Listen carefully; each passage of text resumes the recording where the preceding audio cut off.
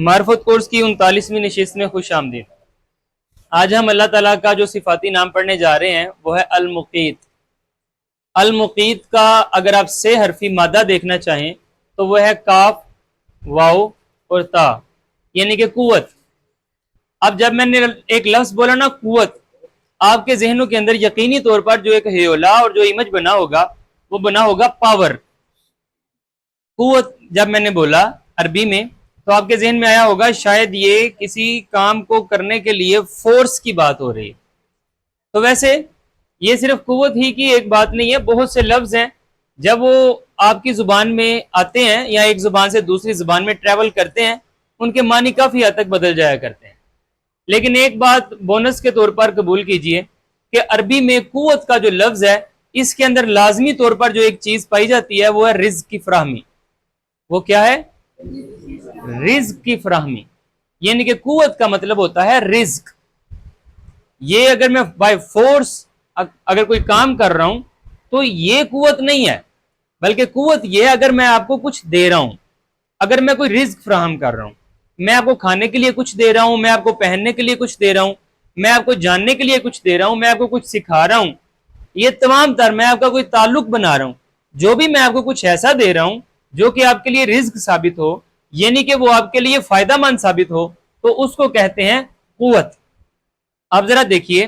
مال کے کائنات اپنے آپ کو قرآن الحکیم میں المقیت کہہ کر پکارتے ہیں۔ ویسے اس مادے سے اگر دیکھا جائے نا قرآن الحکیم میں صرف 2 لفظ آئے ہیں اور 2 ہی مرتبہ آئے ہیں، وہ 2 ہی میں آپ کے سامنے پڑھوں گا تاکہ آپ کے لیے وہ ٹیسٹ واضح ہو جائے جو میں آپ کو بتا رہا ہوں۔ پہلے دیکھیے سورہ فصلت آیت نمبر 10 میں اللہ تعالیٰ فرماتے ہیں زمین کی بات کرتے ہوئے، مال کے کائنات فرماتے ہیں وَجَعَلَ فِيهَا رَوَاسِيَ مِن فَوْقِهَا وَبَارَكَ فِيهَا، اور اللہ تعالیٰ نے اس زمین میں پہاڑ گاڑ دیے، میخیں گاڑ دی، رواسی پہاڑ جبل اس کی کیل ٹھوک دیے، وَبَارَكَ فِيهَا، اور اس میں اللہ تعالیٰ نے برکتیں رکھ دی۔ اس کے آگے دیکھیے اللہ تعالیٰ فرماتے ہیں وَقَدَّرَ فِيهَا أَقْوَاتَهَا، یہ جو لفظ ہے نا اقوات، یہ قوت کی جمع ہے، اور اس نے اس میں قدر اقوات فیہا اقواتہا، اس نے اس میں اقوات کے پیمانے مقرر کر دیے۔ آپ جا کر جب یہ آیت نمبر 10 پڑھیں گے کسی بھی ترجمے میں تو ہر ایک میں کم و بیش الفاظ کے ساتھ، الفاظ کے ہلکے پھلکے تبدیلی کے ساتھ بات یہی لکھی ہوگی کہ اللہ تعالیٰ نے 4 دنوں کے اندر اندر رزق کی فراہمی مکمل کر دی، یعنی کہ کس کو کیا کیا رزق چاہیے اللہ تعالیٰ نے وہ بہم پہنچا دیا۔ یہاں پر اللہ تعالیٰ نے ویسے آپ کو حیرت ہوگی کہ اللہ تعالیٰ نے یہ بات کب کی ہے کہ میں آپ کو رزق دے دیا۔ اللہ تعالیٰ فرماتے ہیں وَقَدَّرَ فِيهَا أَقْوَاتَهَا، اس نے مقدر کر دیا،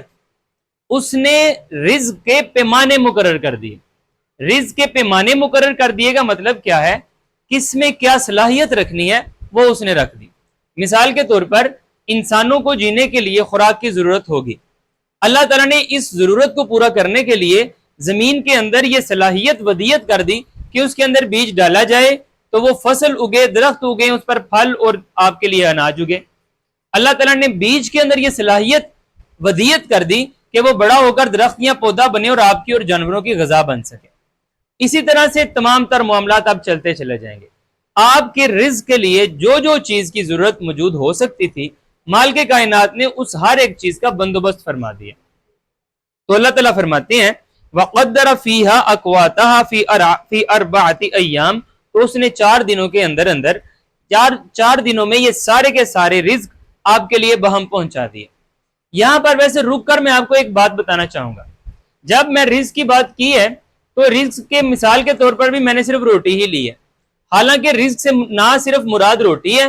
اور نہ ہی مال کے کائنات جب رزق کہتے ہیں تو وہ صرف اسے روٹی مراد لیتے ہیں،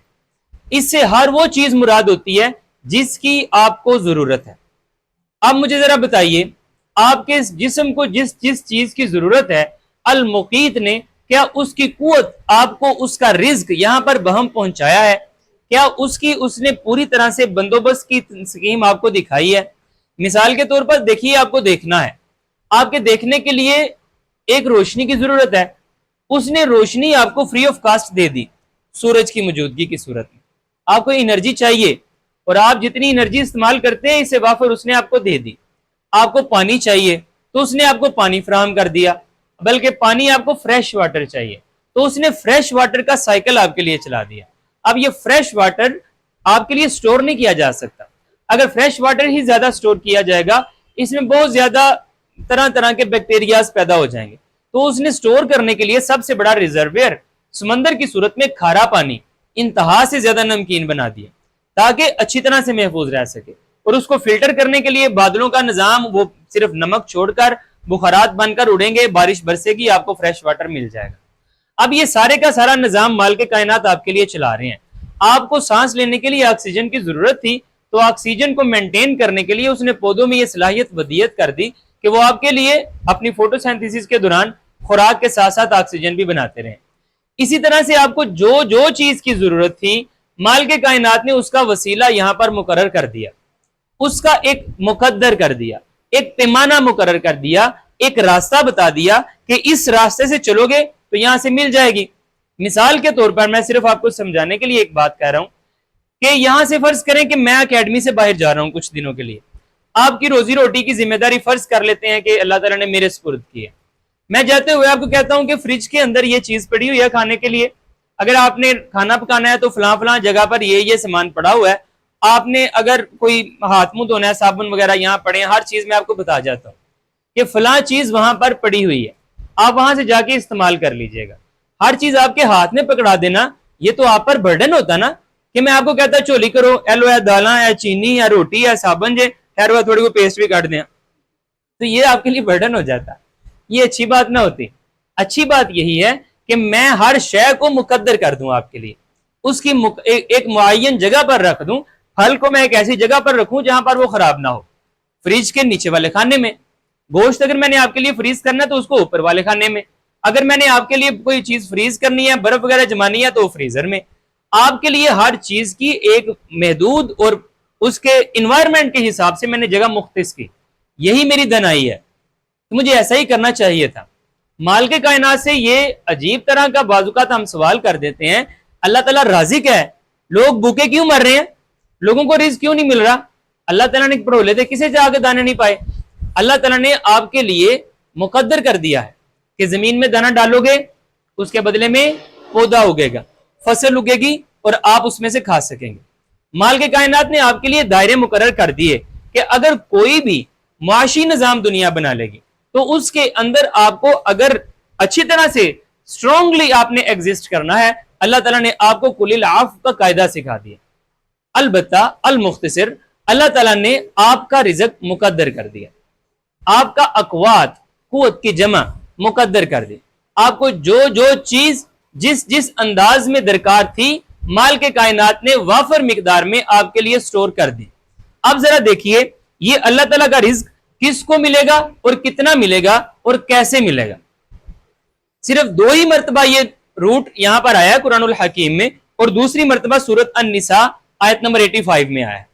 اللہ تعالیٰ فرماتے ہیں من یشفع شفاعتا حسنہ، اور جو کوئی اچھے معاملے میں شفاعت کرے گا یکن لہ نصیب منہا، اس کے لیے اس میں سے حصہ مقرر کر دیا جائے گا۔ ومن یشفع شفاعتا سیئہ، اور جو کوئی کسی برائی کے معاملے میں شفاعت اور سفارش کرے گا یکن لہ کفل منہا، اس کو بھی اس کا بوجھ اٹھانا ہوگا۔ وکان اللہ علی کل شیء مقیتا، اور اللہ ہر شے پر پوری طرح نگران ہے، اللہ تعالیٰ ہر شے پر پوری طرح سے دیکھ رہا ہے، واچ کر رہا ہے کس کو کیسا رزق دینا ہے، آپ نے کیسا رزق کمایا ہے، آپ کو کیسا رزق دینا ہے۔ آپ کو شاید اب اس بات کو ماننے میں کوئی اچھمبا نہیں ہوگا کہ آپ کو جو ملنے والا رزق ہے اس میں حکومت بھی شامل ہے، آپ کو جو ملنے والا رزق ہے اس میں عزت بھی شامل ہے، آپ کو جو ملنے والا رزق ہے اس میں آپ کا جسمانی صحت بھی شامل ہے، آپ کو جو ملنے والا رزق ہے اس میں تعلقات بھی شامل ہے،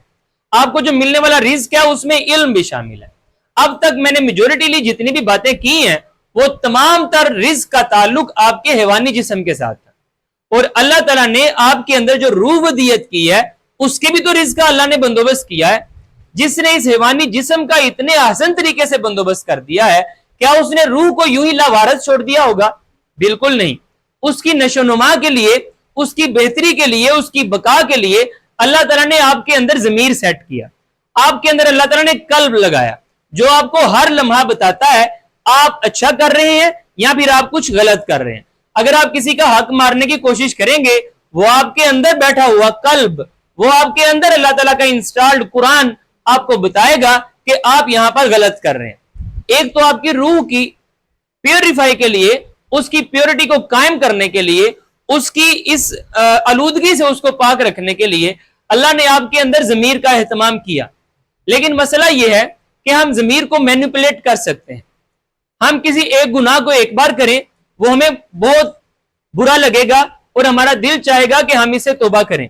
پھر ہم اسی گناہ کو 2 بار کریں، تیسری بار کریں، آہستہ آہستہ ضمیر کی آواز کم ہوتی چلی جائے گی، اور ایک وقت ایسا آئے گا اب آپ وہ گناہ کریں گے، آپ کا ضمیر چپ کر کے بیٹھا رہے گا اور وہ آپ کو ادراک بھی نہیں ہونے دے گا کہ تم نے کچھ گناہ کیا ہے۔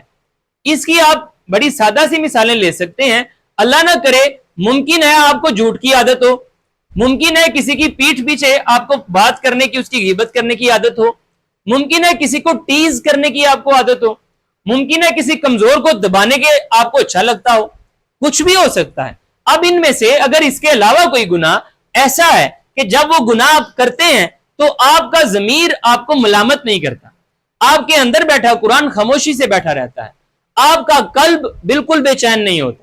اس کا مطلب یہ ہوا کہ یہاں پر ہمارا قلب، ہمارا ضمیر آلودہ ہو چکا ہے، اس معاملے میں سیاہ ہو چکا ہے۔